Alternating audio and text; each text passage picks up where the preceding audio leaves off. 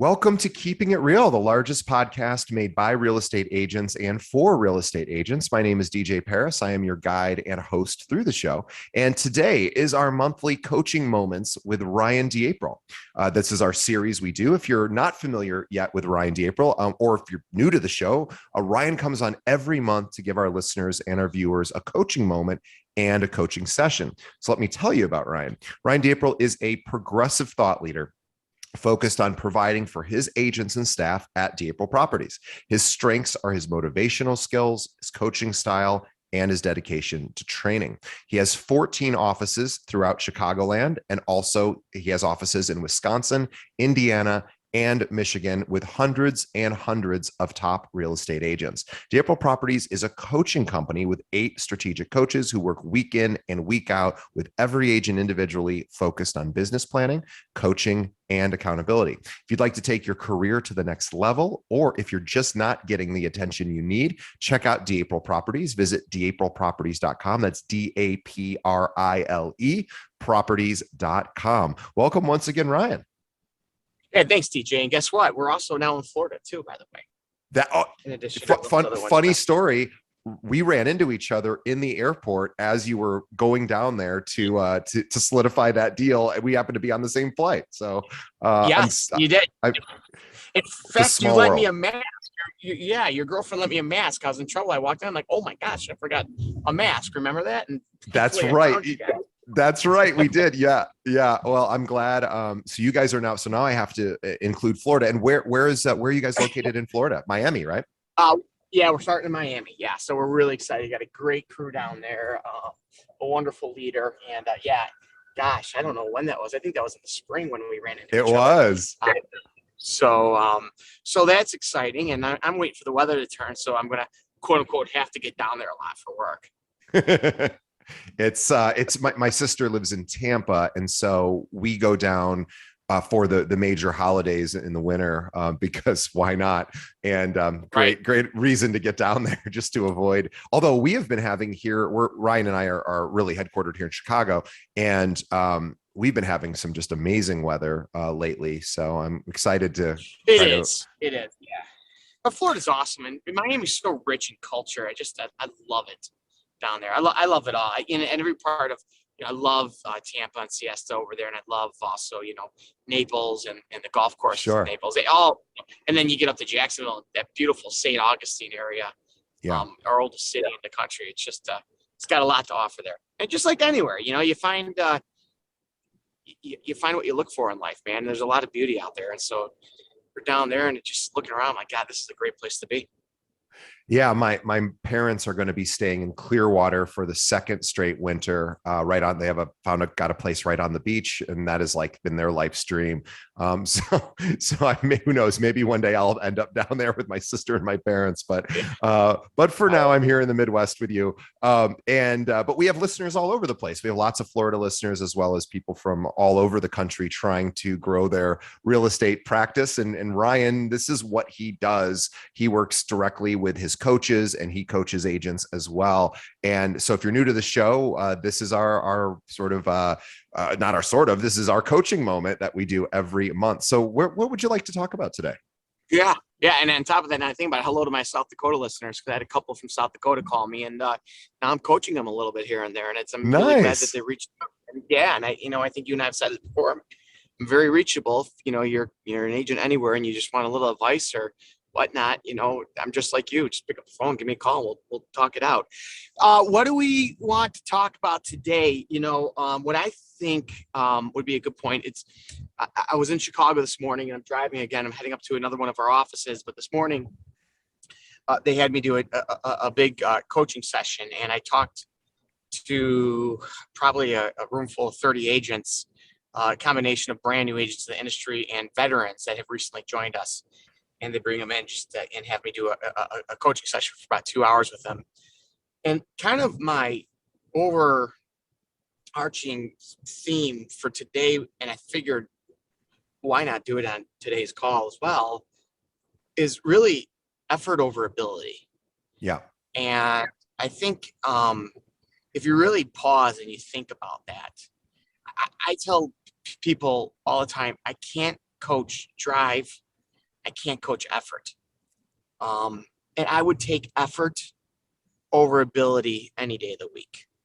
And that's an empowering statement for anybody listening, because I think we all have so many limiting beliefs that hold us back.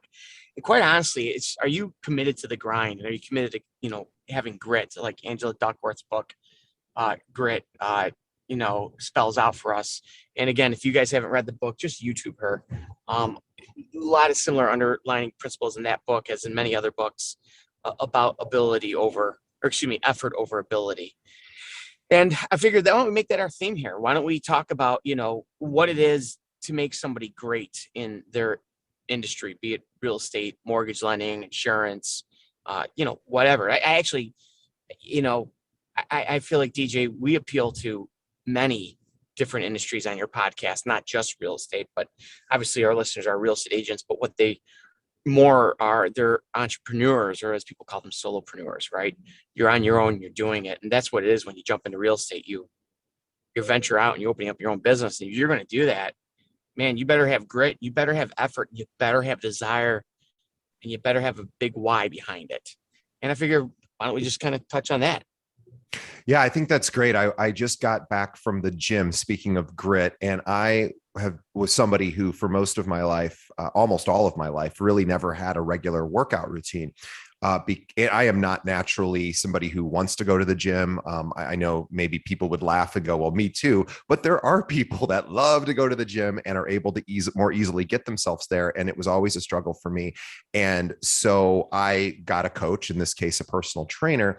And all she said is, when I first went to see her, she said, all you ever have to do is just do the work. She goes, I will correct all of your form. I will correct all of your ability.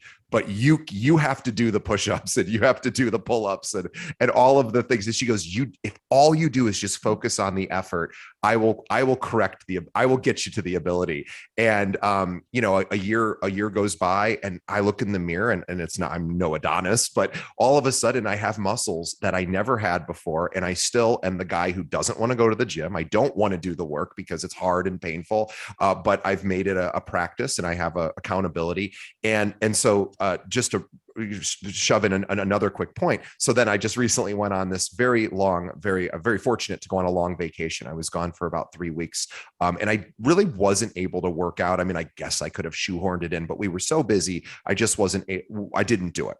And I knew as soon as I came back, I would be in pain. And I came back, and within 3 weeks off of my routine, I have lost probably half of my strength. And that's how quickly, and how important effort is. And if I would have just done 20 push-ups a day, I probably would be in better shape now. And I'll be back within a week or two. But I'm always amazed at how much results you can get if you apply, consistency and grit, but then how quickly, as just a warning to everyone, how quickly it can dissipate when you get off of that schedule. So anyway, I'm just throwing on that little anecdote, but I am back to the gym. So hopefully I'll be strong again very shortly. Well, and that is similar to a brand muscle. Yeah. And, as real estate agents, your brand has equity, it has strength, or it doesn't. Yeah. A lot of agents also fall behind their company brands, and they get drowned out, and they're kind of missing the point. Right. You are the brand, and you need to brand yourself.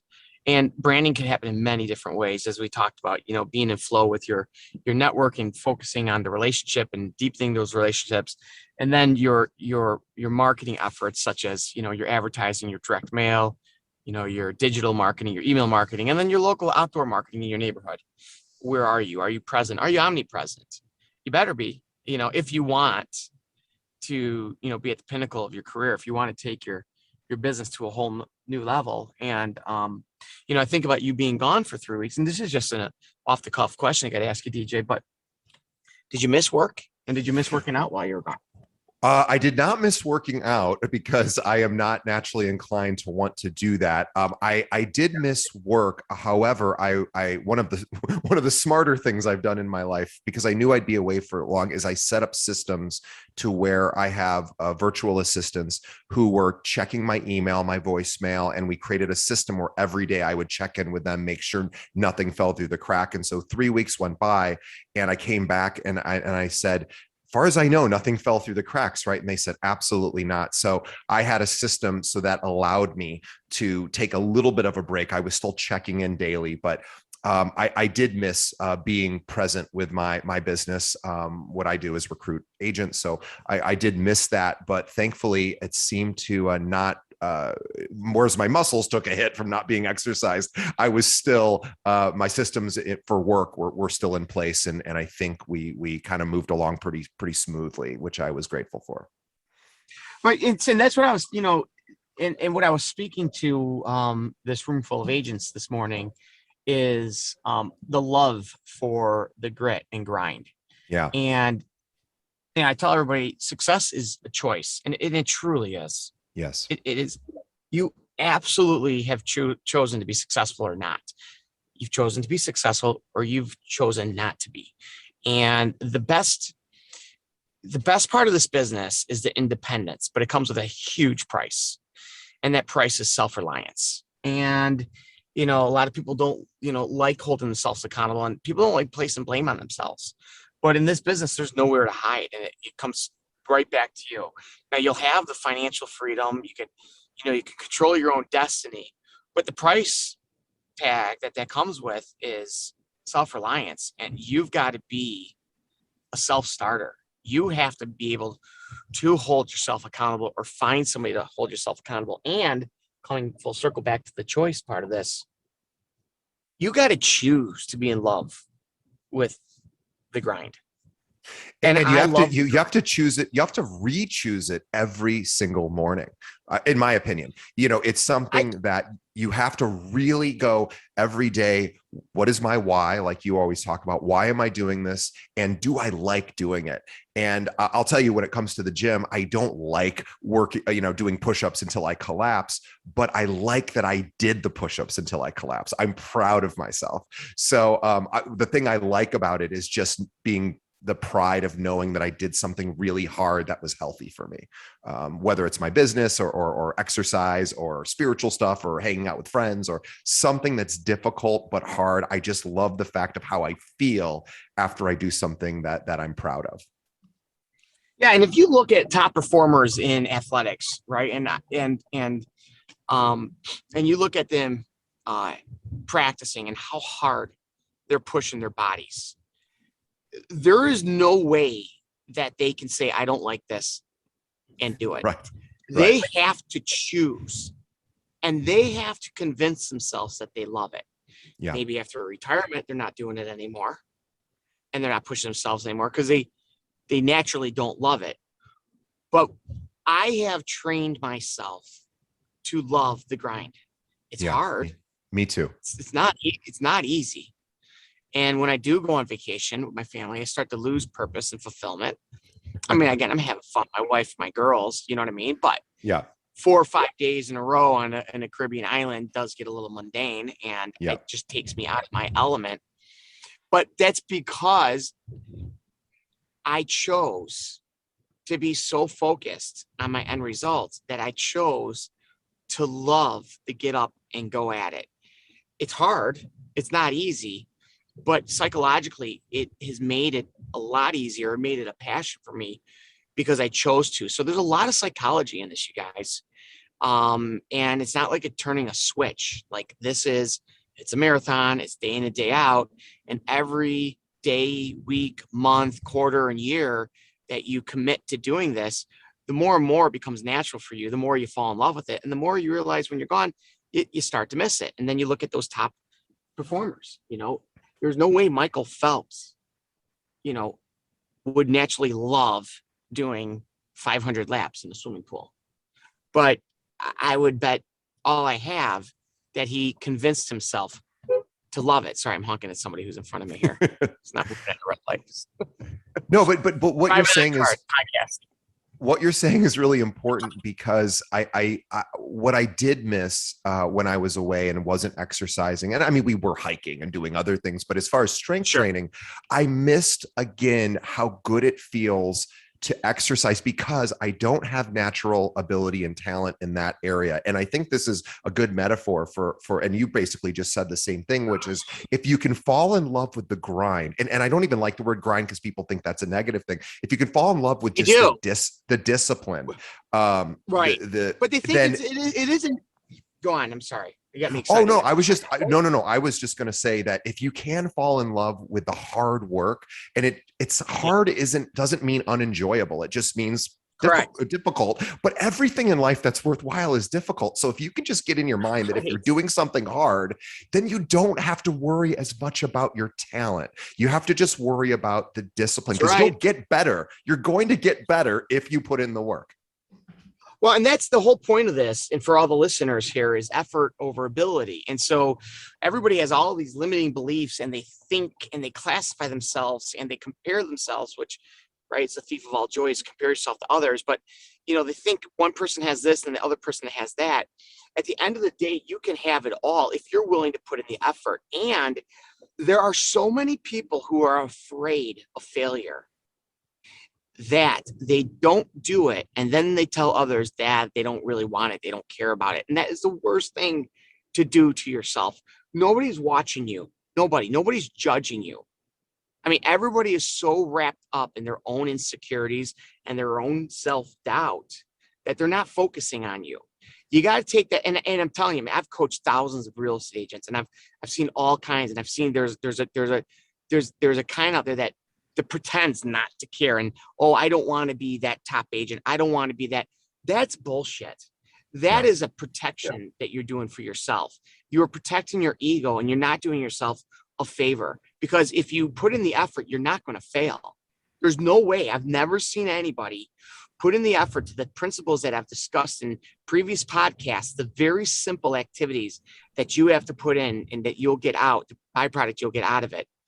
None of that is going to come down to ability or even really skill set. It all is, are you committed? Are you committed to putting in the effort, to getting to you where you want to be? And, and all these little cliches like life begins at the end of your comfort zone. I mean, that shit's real. You have to be comfortable being uncomfortable. Now, I've talked about being in flow with your network. And I've preached that don't call your network and ask for referrals. It's going to cheapen relationships. Yep. So that's not the comfort part that I'm talking about. I'm talking about, are you uncomfortable having a routine?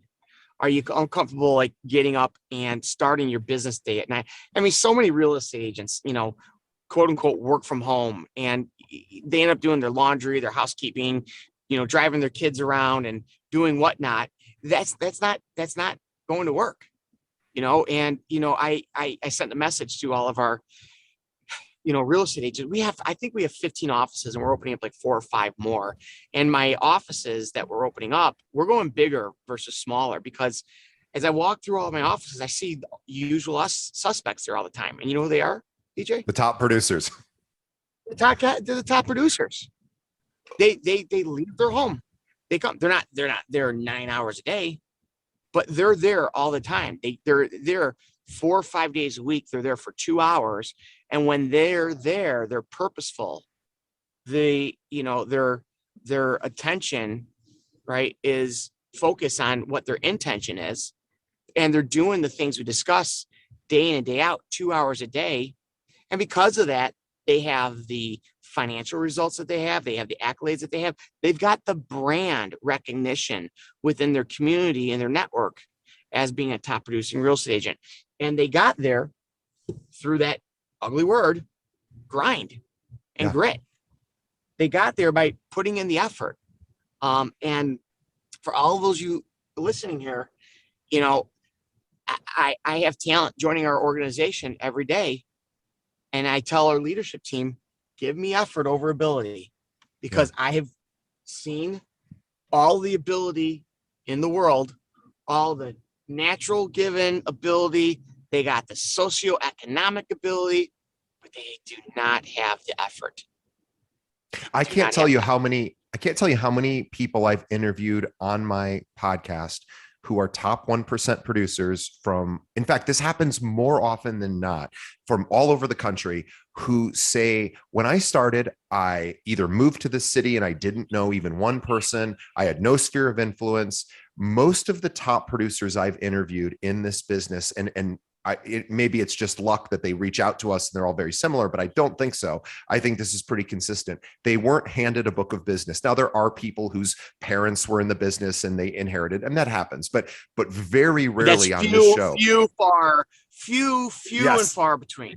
Less than 1%, I'm sure, of the top agents are, yeah.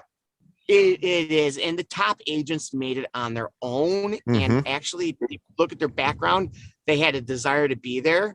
I do think that you are at a benefit in this country if you come from a more affluent background in this business and you have a better network. But the funny thing is those tend to be sometimes the laziest people out there, unfortunately. Sure. And it's the ones that want that, and they have the grit and they have the grind. And I tell my wife, I'm like, I'm nervous. We're giving our children a beautiful lifestyle.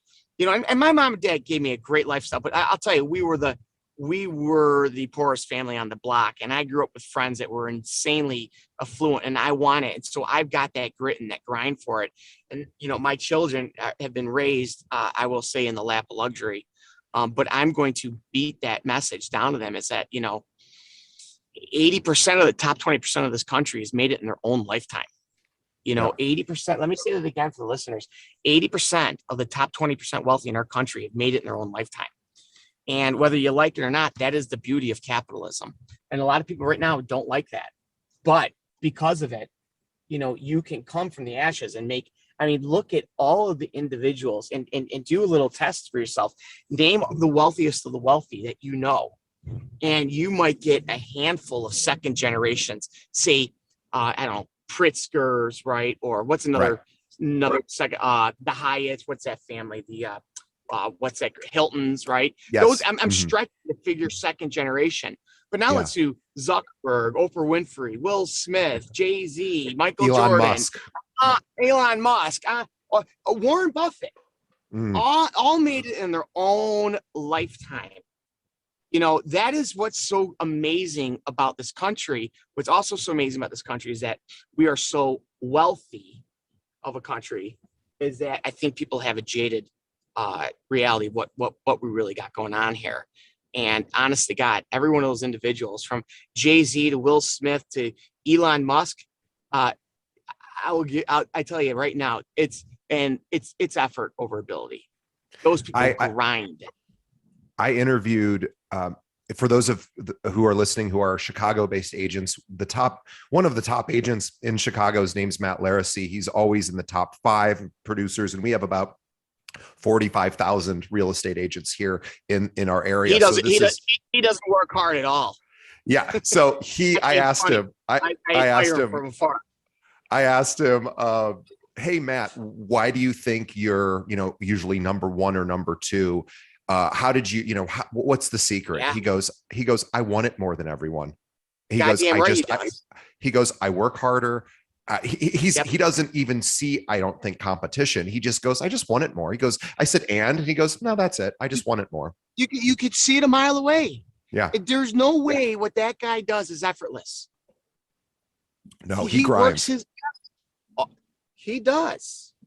You know what I mean? And so do the other top producers from in Chicago, right? From Mario Greco to Emily Sachs Wong to oh God, what's the other guy in Roscoe Village who does an incredible business? Anyways, to Don McKenna, right? Yeah. These people weren't, they're not lucky. These people work their asses off.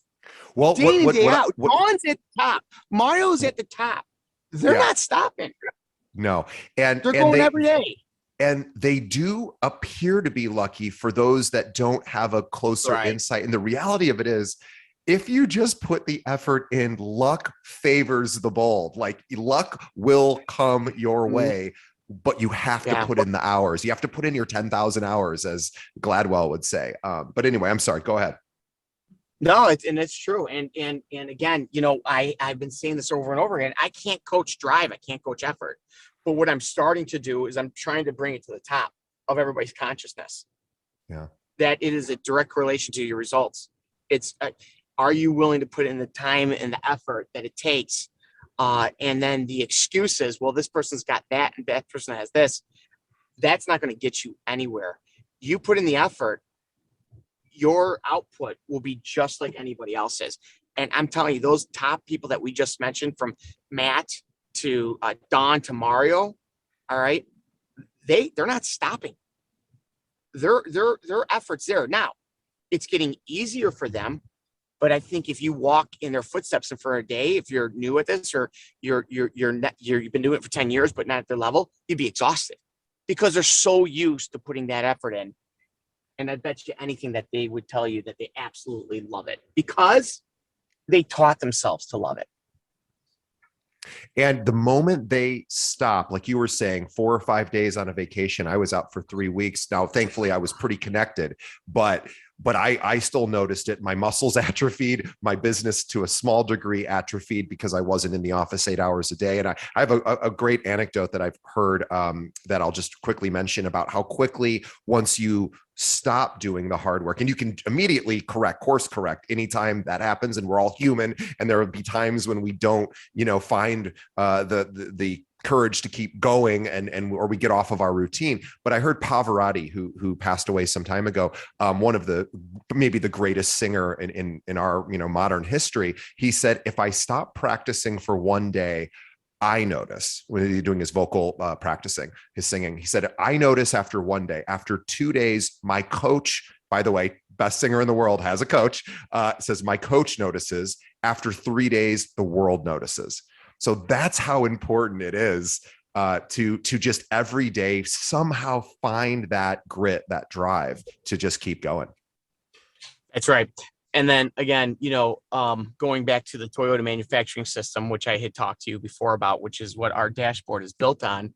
You need to have the tools to visually see your flows, and you need the tools to be able to visually see your actions.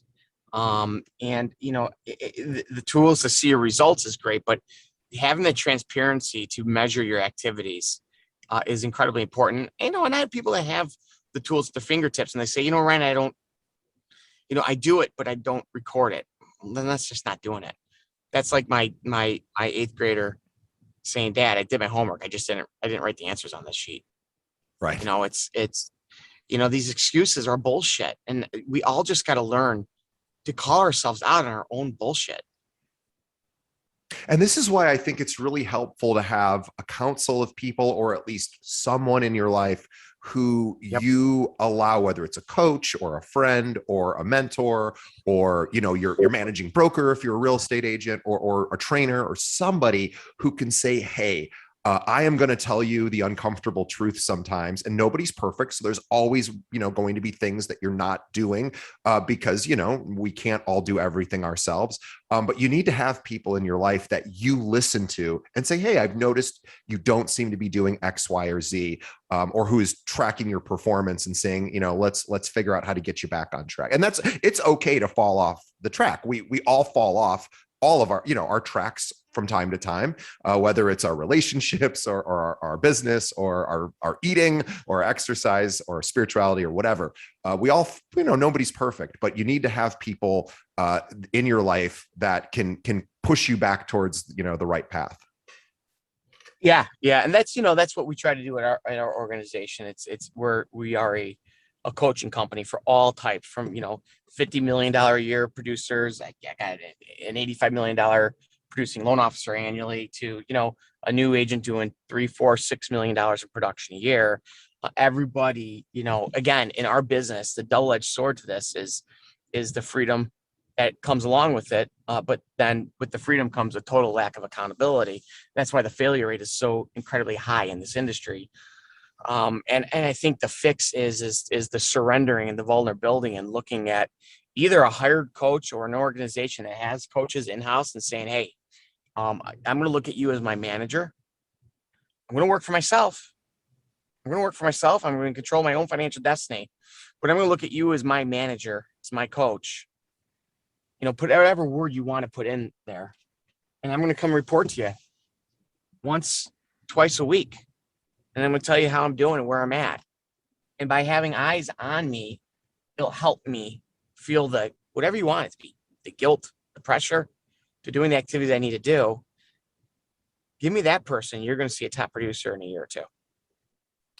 Yeah, being coachable, I know, is a huge part of your philosophy of success, because you guys are a coaching institution and you coach your agents and the results are there. How does somebody know if they're coachable or not? Just out of curiosity, because you obviously, I'm sure, met people who aren't coachable. It's easy. Yeah. It is. Yeah, it is. It is a tool, right? Our tool is our proprietary dashboard that we created, and it brings transparency to the table.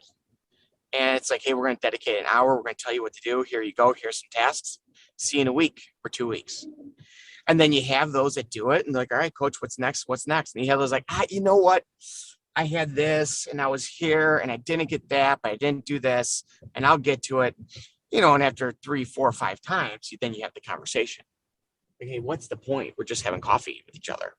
Right. And it's a hard conversation to have with people, but it's like, hey, my hourly rate is $1,000. I'm giving it to you at no cost here. If you're not going to use it, then hey, you don't have to be coached at this company. You don't have to be, and when you want to be, come back, it's here. But hey, we've done this 4 or 5 times and you're not doing it. So this is kind of pointless. When you're ready and you're in that mindset, we are here for you. So, it's something, for, everybody to understand. I guess with, our organization, we have people that are a company that are amazing lone wolves and they come in every once in a while. They're not coached. Some of them are top producers and they're wonderful additions to our culture. Then there's individuals that are top producers and they're coached all the time. And there's other individuals, they want to get coached, they show up, but they can't follow through. And we just have to have that, that expression that come to Jesus, say, when you're ready, we'll be ready. I agree. And, this is where knowing your why, and maybe that's what I said earlier about finding grit every day. Maybe the pathway to that is revisiting your why, because grit is it's tough sometimes. I mean, it's tough all the time. And if you, like, I know, Ryan, you have for all of your businesses and the way you've grown your business, it is the reason for building those businesses isn't to just build businesses and keep expanding. You have very specific personal reasons that, goals for yourself that are maybe non necessarily financial, but, with the result of having the businesses grow to a certain size, allow you to achieve your why. So I wouldn't ask you to share your personal why for all your businesses with us, but can we talk about how finding your why connects you to the energy to then push through the tough times? Sure. Yeah. And there's different, I feel that there are different levels of why. Okay. And your baseline why should be based on fear. Here's what I mean. Yeah. You're motivated by one of 2 things, pleasure or the avoidance of pain. Yeah. Okay. So pleasure and right? A reward, excuse me, or avoidance of pain. I think your baseline why should be the avoidance of pain. I think 90% of us are motivated by the avoidance of pain. And, if I were to go back 16 years when I jumped in the real estate business, I almost would say I was depressed having a boss. I was depressed with the FaceTime and the suit and tie every day and, needing to go to grad school to get to my promotion. To me, it just felt like a cattle on a cart, and it felt like grade school and high school and all over again to me. So I got a real estate license and I started making a living, like, on the side while I had my corporate America. By the way, my boss, in case he ever listens to this, my former boss was such a great guy. I mean, I loved them. All right. So it wasn't like anybody's being mean to me. It was my ethos. It was how I was built. I was depressed doing it. I had a ton of success and I was making a ton of money, But, getting on a plane and being in North Carolina when my newborn was at home, and then going to grad school at night when, my wife and newborn were having dinner, like, fuck that. That wasn't for me. Sure. And so my baseline why was a fear of having to go back to that. Sure. My baseline why is, my beautiful parents who gave us a beautiful life, who fought over money, and like not fought, but like, our hard times, it was over money, right? 5 kids, dad sold, spark plugs and fan belts and made 25% profit margins on it. My dad saw his neighbors driving Mercedes, and my dad was driving in 1994 and 1978 beat up Lincoln, and that scared me, and that's my baseline why in the beginning. Now, my other whys have evolved. All right, they've evolved greatly, but I had to start with the first baseline why of avoidance of pain. And you could bet your bottom that is still deep down in me. And I think that is why the majority of the top 20% of our country are self-made, because Oprah came from that background. Will Smith came from that background. Warren Buffett, even, prominent, middle-class family, but like really look at everybody. Their baseline why probably came from avoiding a pain. Yeah, it's funny too, because we don't like to think about pain as a positive motivator, but I will tell you, thinking that, my boss could fire me at any moment, which he absolutely could do. And it helps to get me out of bed a little bit earlier in the morning than I might want to get up. And I'm not terrified. I don't walk around stressed out all day that I'm going to be, let go, but certainly having a healthy fear of a negative implication in my life, which would be paying my bills. And I just bought a place. The avoidance of that pain gets me up a little bit. Now, I also have things I have that pleasure that I'm shooting for too, which is I want to earn a certain income so that I can provide for my family. But a little bit of pain and pleasure, I think they call that a propulsion system. Something that pushes you from behind and pulls you towards a goal is a good thing. So I'm curious on your thoughts about having both, the pain that pushes you away from, some sort of catastrophe, and also the pleasure. And they move sort of in the same direction at the same speed. So if you can sort of get in the middle of that, I think it's the carrot and the stick, I guess. I'm curious on your thoughts. Yeah, I think if I'm really honest with myself deep down, I admire people. I so admire people who are content in life, because I'm not, because I'm scared. Yeah, me neither. What it comes down to. And I push myself, and I'll open up 4 more offices, and I'll hire, 5 more people in a specific department, and, I have a team of software engineers that now work at my firm that have families. I'm scared. I gotta support these people. Yeah. So, scared could be a harsh word, but, I'm motivated because I never want to have to say to them and say, guys, we can't make payroll. And that's my motivation, is avoidance of that pain. So I'm up and I'm at it. And I'll tell you something, like, it doesn't sound that sexy or appealing to say, oh my God, this guy's successful because he's afraid. But the flip side of it, man, I got a great life. I travel with my wife. I travel with my kids. I spend the summers in Lake Geneva. I'm able to coach their teams and be where they are. Why? Because of my fare, I work my ass off. And because I'm disciplined, I am busy being productive versus busy just being busy. And Robin Sharma says it the best. He said, most people are just busy being busy. Yeah. I'm laser focused. Why? Because I'm afraid that if I'm spending my time not wisely, I might have to regress back to working at an auto parts store on Cicero Avenue in Crestwood. Yeah. Again, it wasn't like torture or horrible. It's just, again, it's not where I wanted it to be. And so it drove me.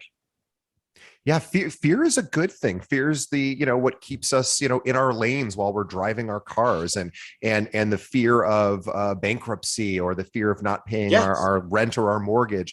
These are Yep. good things, because we have to, you have to be in touch with that. And if that's your main motivator, and as long as it's not negatively impacting your health, or your family life, then yes, I mean, geez, be afraid, but realize that fear is going to give you everything you want if you just if everyone hasn't heard of this book, it's traditionally used for creative people, but I encourage everybody to read it. It is called The War of Art, not The Art of War, which is Sun Tzu, which is an interesting book, but The War of Art. And Stephen Pressfield is the author, and he talks all about resistance.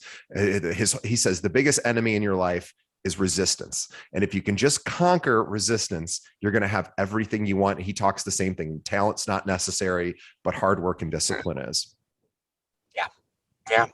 And that's it. And I think that's what I wanted our listeners to get out today. It's that, you can't coach effort or desire, but you know what? You can create it within yourself. And I think you need to make it, your number one focus is, am I putting in the effort, and do I have the desire? And am I waking up every morning in this business realizing it's me? Nobody's going to do it for me.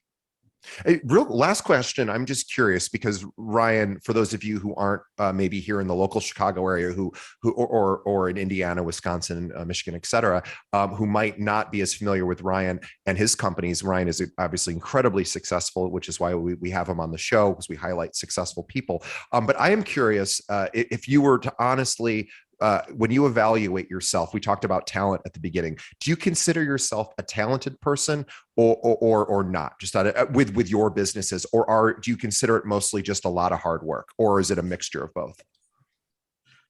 I think it's hard work primarily. I Yeah. mean, it's a tough question to answer. I mean, here I might have said this in the show to you before. I went to high school, the same high school that my daughters are going to. And I went to high school in 1990 as a freshman for 4 years. I walked into freshman class as a freshman, as a 14-year-old, and 1,000 kids. We all had English, math, science, social studies, and whatnot. But next to each subject were letters. So you'd be in, say, social studies, H, which stood for honors. Or you're in social studies, S, which stood for superior. Or you're in social studies, R, which stood for regular. Or you're in social studies, G, which stood for, I thought, good, because every subject I had was G next to it, general. And so by PhDs, right? Our superintendent was a doctor, our dean was a doctor in academics. I was told by all of them I was below regular in every single subject. I had to take an ACT score, and I have nephews and friends and nieces that scored twice what I got my second attempt on it. So I don't know what to tell you, but I could tell you what I was labeled. Yeah. And that has never gone away. So I don't know. I don't found know that how to say that. I found that to be I found that to be true with essentially everyone I've interviewed, where they do not notice how Ryan very uncomfortably sort of was like, because he's obviously become extraordinarily successful. He's a great coach. He's a great business leader. But he hesitates to call himself talented, and that isn't to say that he isn't, but that is not what primarily has driven you. The talent maybe has come as a result of all the hard work, and obviously you do have tremendous talent anyway. But just being able to work yourself up is all the talent you need, right? You just need to get up every day and do your push-ups, whatever that looks like in your business. Do your business push-ups and your social business, your social push-ups and your relationship push-ups, and all of a sudden years go by and you're like, wow, look at that, I'm strong. And I imagine everybody I asked never says talent. They always say, yeah, I have a little bit of talent, I guess, but it's really just I work hard. and how exciting for the rest of us to hear that from top leaders like yourself. I think that's the lesson. That's Well, yeah, less for yours. Michael Jordan, didn't make the varsity team until he was in high school. Till he was like a junior or something, and went on to be probably the greatest of all time. And there's lots of examples of that. The Beatles put in 10,000 hours before they of playing live before they ever did an album. Greatest rock group of all time. Most of us would agree. So there's lots of stories like this where talent wasn't obvious, and through hard work. Yeah, it is. And, again, with the school situation, I think I don't want to say jaded, but I'm a little motivated to be outspoken on that. I think, our society is interesting too, because, you have the division of the haves and the have-nots, and then you have this conversation of taxes and all this stuff. And I got to tell you something. I think the biggest thief of middle class wealth is these $50,000 a year college tuitions that these kids are going for, and they're learning the same stuff that they were learning in high school, and it's over and over. People say it's a great life experience. I'm like, I don't know if it's worth the ink that the paper's written on. Now, maybe if you're going to be if you're going to be a doctor or an engineer, sure.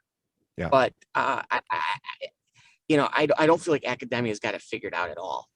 And I think it puts labels on all of us. I was just lucky enough to say, bullshit, I'll show you. Yeah. But unfortunately, there are individuals who say, no, this is who I am, so this is where I belong. And I want people to break through that mold. Yeah. And if you don't have belief in yourself now, it's okay. You can develop it. If you just do the work, the belief in yourself will come, because you'll start to see results. So if you are thinking, well, I can't be a top producer. Okay. So you think you can't be a top producer. What if you just acted like one? What if you just did the work that one did, and then check in a year and see how it's going? And I'll bet your opinion will change, because it's all just hard work. And again, you were saying, don't compare your insides to someone else's outsides. You're always going to fall short. Always going to fall short. Yep. That's exactly right. That's what it comes down to. Well, this is a great place to wrap up for this week. Ryan and I could talk about this for hours, and he is too busy and I am too busy for that. But we are so grateful that despite the fact that he runs 4 or 5 companies, how many companies do you run now? I think we're on 5 companies right now. 5 companies. Yes. Hundreds and hundreds of agents and loan officers and admin and support, and now developers. I have toured Ryan's compound, one of his compounds, and where he has workers, and it's just absolutely incredible what he's built. So if you are a realtor here in the Chicagoland area or Indiana, Wisconsin, Michigan, now Florida as well, if you're looking to work with a coaching real estate firm that isn't necessarily going to say, here's all the leads you need, but they're going to show you how to generate and create a business and coach you so that you can be in charge of your destiny. D'April Properties is a fantastic place to check out. And if you just go to d'aprilproperties.com, you'll see all the links to how to contact them. I'm a huge fan of them, of course. That's why they're on our show. And if you're looking for, or if you're just not getting the attention you need from your current firm, check them out. Talk to them. Learn why coaching is their sort of differentiator. They also have amazing software, and they built their own systems, which is beyond incredible. But just the coaching alone is what most of us need, I think. So check them out, d'aprilproperties.com, and they'd love to talk to you. Thanks, DJ.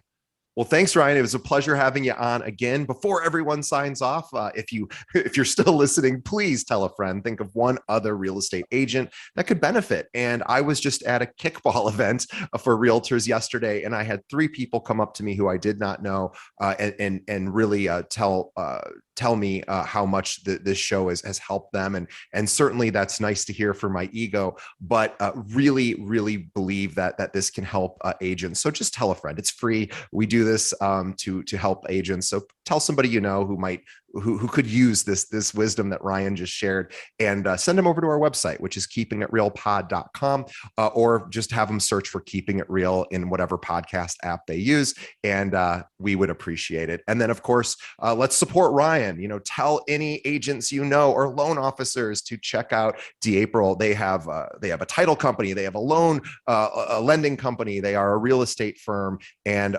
much else, other things as well. So reach out to them, DAprilProperties.com. And Ryan, we will see you on the next episode. Looking forward to it. Thanks, DJ. Thanks, Ryan.